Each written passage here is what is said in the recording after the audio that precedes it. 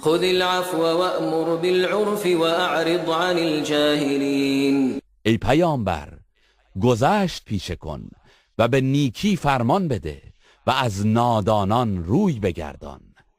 وإما ينزغنك من الشيطان نزغ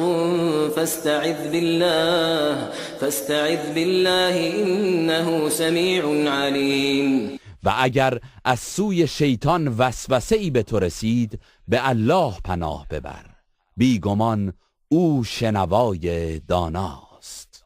إن الذين اتقوا إذا مسهم طائف من الشيطان تذكروا فإذا هم مبصرون.